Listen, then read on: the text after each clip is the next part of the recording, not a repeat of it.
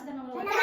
Балалар бүгін мен сіздермен үлкен тәжірибе жасағым келіп тұр. Балалар алдымызда міне суды түсіздер. Егер суға мынау бізде оны жаңағы суға малайтын болсақ, оны көк түске айналып кетеді. Ал егер суға тұз салатын болсақ, оның дәмі ащы болады. Ал егер қант салатын болсақ, тәтті болып кетеді. Яғни балалар қараңыздар, бүгін біздер сумен түрлі тәжірибе жасайтын боламыз. Балалар, бүгін ең бірінші стаканымызға біздер су құятын боламыз. Қазір мен сіздерге суды құйып беремін. Сіздер қарап отырыңыздар. Су түсіргенде түсізді, яғни суды түсіріп десем көрінбейді. Енді балалар, осы стаканға біздер суды құйдық, иә? Осы стакан су құйғаннан кейін, мынау бізде өсімдік майы, да? Өсімдік майын құямыз, ал қараймыз балалар. Қандай суда реакциялар жүреді екен? Өсімдік майын алып, судың үстіне құятын боламыз.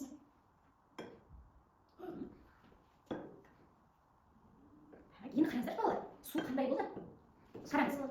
Су не істеп тұр? Ауада көтеріліп тұр, иә? Ал үстіне не шығып кетті? Өсімдік майы үстіне шықты, да? Енді қараңыз балалар. Енді мына алдымыздағы касканы құйымшы, каскпен алып құямыз.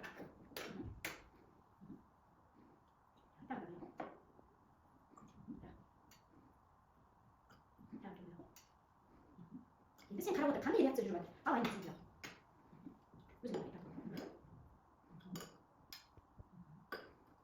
сулар не істеп жатыр? көп болады. Көп болып жатыр, иә? Енді қараңыздар балалар. Енді қарайықшы. Су бізде қайда қалып қойып? Астында. Ортасында не бар? Ортасында не бар? Өсімдік бар, иә? Ал бізде жаңа каскадегі суды құйдық қой. Ол қайда кетіп қалды? Астында. Енді орнымыздан тұрып қарайықшы. Ішінде не пайда болғанын қараймыз. Не пайда болды ортасында? Не мынау? Көпіршіктер, айны сенде де бар ма? Иә, көпіршіктер. Қандай түсті болып тұр? Көк. Енді осыны алып, тұзды үстіне салайық. Судың үстіне тұз салайық. Ал енді қазір қараймыз, реакция қандай реакция жүретін. Ал енді қарайық. Не істеп жатыр көпіршіктер? Қайда шығып жатыр? Қайда шығады көпіршіктері? Астыққа түсіп жатыр, да? Өте жақсы балалар, ұнады ма бұл тәжірибеміз? Жақсы. Енді екінші тәжірибеге көшіріп алайық, иә? Жақсы балалар, екінші тәжірибеміз. Мынау не бізде? Балалар, қазір бізде бұдан мынандай тәжірибе жасаймыз. Мынау бізде сірке су, иә? Балалар, бұны сіздерге ұстауға болмайды, иә? Әрқашанда сірке су үлкендердің көмегімен ғана қолдануға болады. Енді қараңыз балалар, мынау бізде не? Қызыл, да? Бұл шардың ішінде ерекше цикл бар, иә? Бұның ішінде ас сосы бар. Қазір біз мынандай тәжірибе жасаймыз. Мен сірке суын сіздерге құйып беремін. Сіздер осы сірке су арқылы қазір. Енді қазір балалар қараңыз.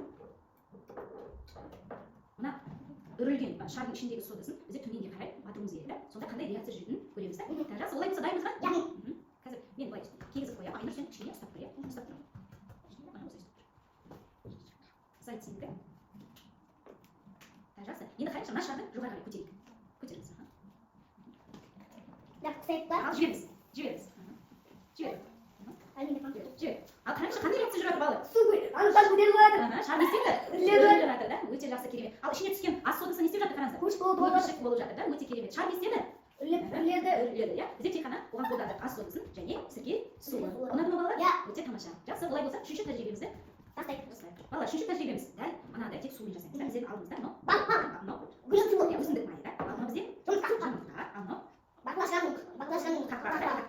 Олай болса, ең бірінші балалар, ең бірінші алдымыздағы құтыға бал құямыз. Қазір мен сіздерге балды құйып берейін, иә? Балдың түсі қандай? Сары, да? Дәмі қандай болады балдың? Тәмді, да? Аралардың дәмді бал болады. Иә, аралардың дәмді балы. Енді қараймыз, балды құйдық, да? Балды құйдық. Енді осыған біздер қазір су құямыз.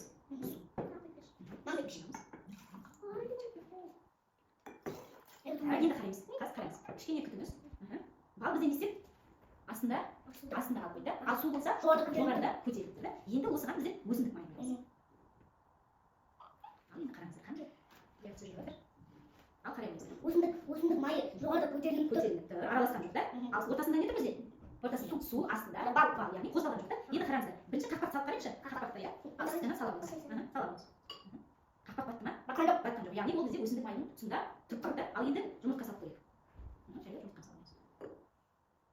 Қане істеп? Ортасында тұр, дұрыс айтасың. Яғни ол бала не істеген жоқ, батқан жоқ, да? Судың ішінде тұр, да? Өсімдік майынан өтіп, суды ортасында тұрып қалды. Жақсы балалар, тәжірибеміз ұнады ма? Иә. Өте жақсы. Бүгінгі біздерге жасалған тәжірибелеріміз ұнады ма? Иә. Сонда біздер немен тәжірибе жасадық? Бал сосын кейін жұмыртқаны батырып көрдік, сосын кейін ана қақпақты батырып көрдік, ол қақпақ жоғарында қалып қойды, ал жұмыртқа суының ішінде қалып қойды. Шар тамақ пісіретін зат Жақсы балалар, өте тамаша. Балалар, сонымен қараңыздар, қорытындылай келе, су біздің өміріміздің мәні, да? Суды біздер түссіз деп айтамыз, мөлдір деп айтамыз. Көрдіңіздер ме? Ол жаңа адамдар да, өсімдіктер де, жануарлар да суды қажет етіп тұрады. Біз де әрқашанда сусыз өмір сүре алмаймыз. Суды балалар үнемде шашпай, төкпей, әрқашанда қолдануымыз керек, иә? Балалар, тәжірибе сіздерге қатты ұнады деген ойдамын. Сау болыңыздар.